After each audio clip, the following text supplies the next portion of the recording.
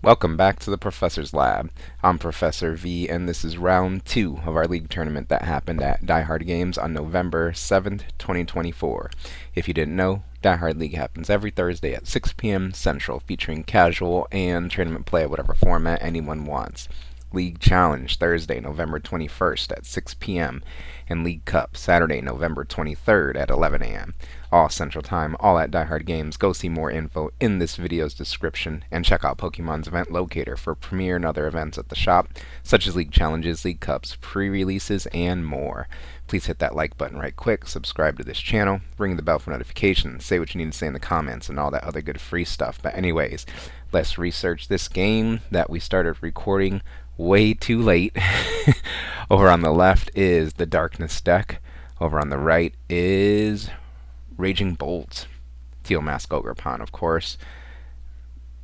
And on the right hand side you can see that they have one prize card left to take to win the game. Over on the left there are 4 prize cards left to win. Looks like Raging Bolt just took a KO on the opposing Petulant EX for 2 prize cards. Now the player on the left, the Darkness player, is trying to decide who to promote into the active spot, and it is that Radiant Greninja, and they will continue their turn over on the left, the dark side. Let's see, how can they rebuild from this? Step 1, put your main attacker into play, that Okidogi EX. Next, a Nest Ball will be played from the hand in order to search the deck for a basic Pokemon to add to the bench.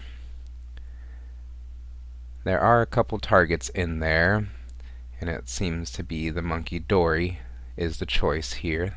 That will hit the bench thanks to the Nest Ball. Pheasantipity EX's ability is online, but it just depends on how our player wants to sequence this turn here. They are going to go for Flip the Script. Since there was a KO taken last turn, they can draw 3 cards with that ability. Next, the Night Stretcher is played in order to bring back the Petulant EX to the hand from the discard pile, and that immediately gets put onto the bench with its powerful Subjugating Chains ability that allows it to move Darkness-type Pokemon into the active spot. Double Dark Badge played, accelerating 2 Darkness energy from the discard pile onto a bench Darkness Pokemon, and it will be that Okidogi. I sense a KO incoming here. Plenty of cards to work with in the hand. There is an energy, so that can be attached for a turn to the Okidogi, fully powering its attack up. Its chain crazed attack, for 3 energy, 130 plus. If this Pokemon's poisoned, it does 130 more damage.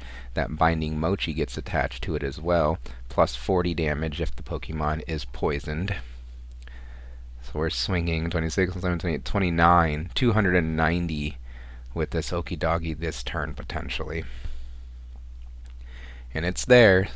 It's on board now, but not before a Pokestop is used to discard the top 3 cards of the deck and put any item cards discarded this way into the hand. Couple supporters discarded, but a Nest Ball is found. Now Subjugating Chains is used on that Petulant EX to move that Okidogi EX into the active spot and poison it. So that makes Okidogi EX's chain crazed attack fully online here. 290 damage done to the opposing 240 HP Raging Bolt. We do need to see the poison counter and some damage counters get on there, but there's 2 more prize cards taken, making the game a little bit closer here. But let's see if our Roaring Moon player can close things out here as they start their turn by promoting a Teal Mask Ogerpon EX into the active spot and benching a Roaring Moon EX. So we need to see something like Professor Sada's, and then a potential Prime Catcher or Pokemon Catcher. There's the Prime Catcher. Okay, that allows that Ace-Spec item card allows the player to bring up one of their opponent's Pokemon from the bench into the active spot, and then they do the same. Monkey Dory EX is brought into the active spot, so is Roaring Moon. Or excuse me, Monkey Dory, regular Monkey Dory. and Roaring Moon EX moves into the active spot over on the right-hand side. Now Professor Sada's Vitality is played in order to accelerate an energy from the discard pile to that ancient Roaring Moon Pokemon, and then draw 3 cards. As long as there's an energy card in hand, we're good to go here. A fighting energy, of course, to power up Roaring Moon's attack. It does 70 times the amount of basic energy you discard. So there we go, 2 basic energy discarded, 140 damage, enough to KO the 110 HP Monkey Dory for the last prize card of the game. How's that for fun, fast, and fair? What'd you think of this video and the commentary? Please leave feedback in the comments. Like this video, subscribe to this channel. Thank you for watching, and I'll see you next time in the Professor's Lab.